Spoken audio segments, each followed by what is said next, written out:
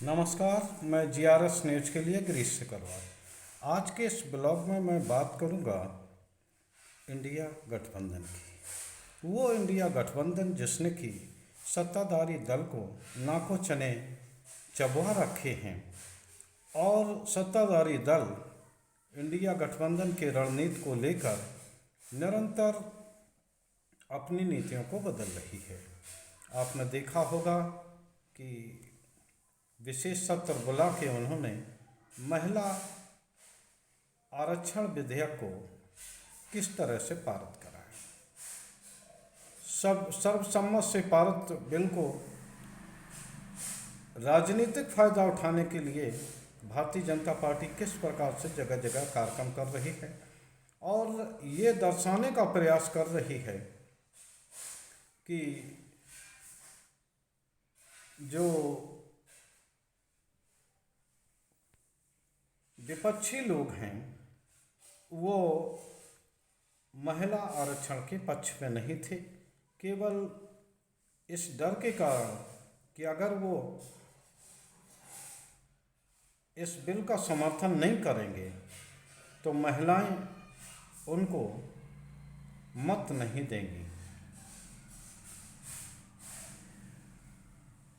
मध्य प्रदेश और छत्तीसगढ़ में प्रधानमंत्री ने एक रैली में संबोधन के दौरान इस प्रकार के आरोप खासकर विपक्षी दल खासकर कांग्रेस पर लगाए। तुरंत ही कांग्रेस ने उसका जवाब दिया। राहुल गांधी भी कल छत्तीसगढ़ और मध्य प्रदेश में थे। उन्होंने ये कहा कि भारतीय जनता पार्टी की सरकार जो कि पिछड़ों की सरकार खुद को बताती है, यहाँ तक कि प्रधानमंत्री खुद को पिछड़े वर्ग से बताते हैं, लेकिन वो पिछड़ों की जनगणना नहीं कराना चाहते। वे महिला आरक्षण बिल को तो मजबूरी में पारित कराते हैं, लेकिन उसमें पिछड़े वर्ग की महिलाओं को कोई स्थान नहीं देना चाहती। एक तरह से उन्होंने पिछड़े वर्ग को लेकर प्रधानमंत्री को घेरने का प्रयास किया और उन्होंने स्पष्ट तौर पर घोषणा की कि अगर इंडिया गठबंधन की सरकार बनी तो वो जातीय जनगणना कराएंगे। जातीय जनगणना यानी कि पिछड़े वर्ग का पेच ऐसा फंसा हुआ है कि जिसको लेकर न सिर्फ सत्ताधारी दल बेचैन है, बल्कि उसे ये समझ में नहीं आ रहा इसकी काट के लिए वो क्या करें। महिला आरक्षण बिल सत्ताधारी दल लाई मात्र इसलिए कि जिससे अगर इंडिया के वो दल जो परंपरागत एक दूसरे के विरोधी रहे हैं और जिन्होंने 2010 में इस बिल को फंसाने का काम किया था, वो निश्चित तौर पर इस बिल का समर्थन नहीं करेंगे।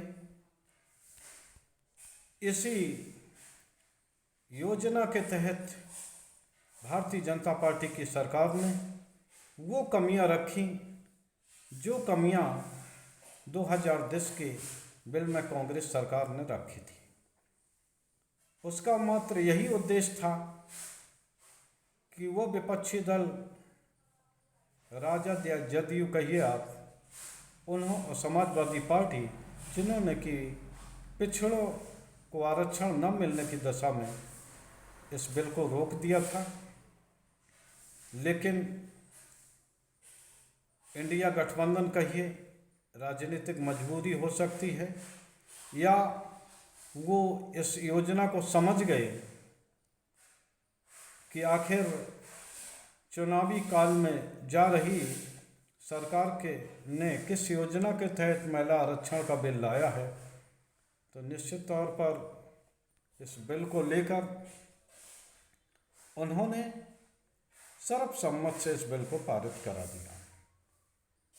केवल ओवैसी की पार्टी ने लोकसभा में उनके 2 सदस्यों ने केवल विरोध किया था और लगभग सभी सांसदों ने इसका समर्थन किया। राज्यसभा में कोई भी इस बिल के खिलाफ नहीं गया। एक तरह से ये बिल सर्वसम्मत से पास हुआ। चूँकि ये बिल क्योंकि आधी अधूरी तैयारी के साथ लाया गया था, तो निश्चित तौर पर इसे लागू होना नहीं था। अभी तक सत्ताधारी दल ये बताने की स्थिति में नहीं है कि आखिर ये बिल कब तक लागू होगा। 2026 तक जनगणना पर भी रोक लगी है। जब तक जाति जनगणना नहीं होती, परसीमन नहीं होता, तब तक इस बिल का लाने का कोई उद्देश्य साबित नहीं होता। तो भारतीय जनता पार्टी इस बिल को ला के फंस गई और उन्होंने जाति जनगणना से जिस प्रकार इनकार किया है, कांग्रेस या आप कहिए इंडिया गठबंधन उन्हें घेरने का प्रयास कर रहा है।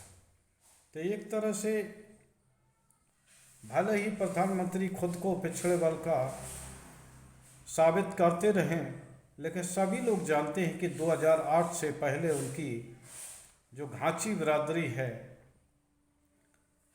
वो पिछड़े वर्ग में नहीं थी और मोदी के मुख्यमंत्री रहते ही ये बिरादरी पिछड़े वर्ग में शामिल हुई।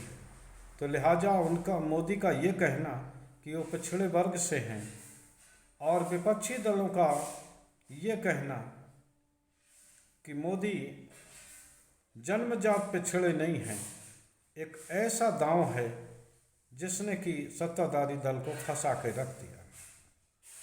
अगर लागू करते हैं तो ये माना जाएगा कि कांग्रेस के दबाव बस या इंडिया गठबंधन के दबाव बस इस तरह का बिल लाया गया।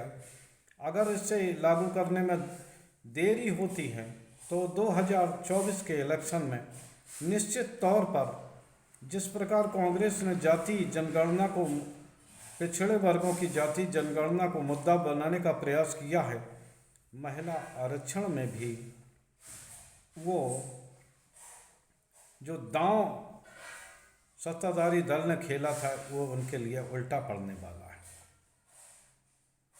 देखिए इसकी काट भारतीय जनता पार्टी क्या निकालती है।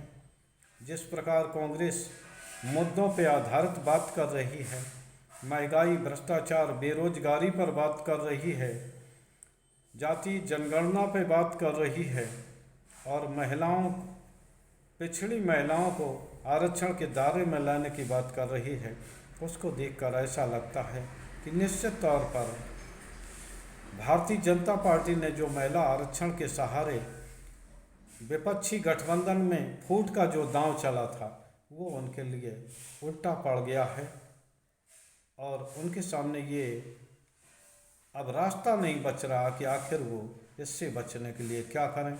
हालांकि 2024 में राम मंदिर का भी उद्घाटन होगा, जिस हिंदुत्व को भी पर्याप्त धार दी जाएगी। आरएसएस के लोग भी हिंदुत्व को ही धार देने के लिए जगह जगह, जिस तरह यूपी में 3 दिन के प्रवास पर आए संघ प्रमुख ने आरएसएस को ये संदेश देने की कोशिश की और जिस प्रकार लोकसभा में भारतीय जनता पार्टी के सांसद रमेश बिधूड़ी ने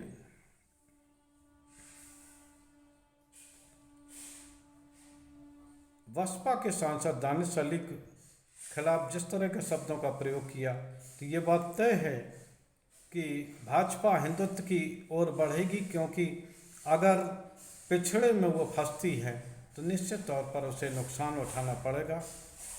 अब देखना ये है कि विपक्षी दल हिंदुत्व के काट के लिए कौन सा दांव चलते हैं। वैसे ये बात तय हो गई है कि हिंदुत्व के काट के लिए ही इंडिया गठबंधन जाति जनगणना का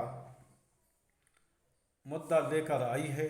देखिए कौन क्या सफल रहता है। असली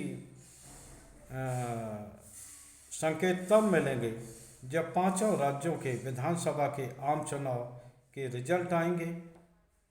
अगर उस पर कांग्रेस सफल होती है तो निश्चित तौर पर 2024 के लिए सत्ताधारी दल को नई रणनीति बनानी पड़ेगी। आज के ब्लॉग में बस इतना ही। जय हिंद, जय भारत।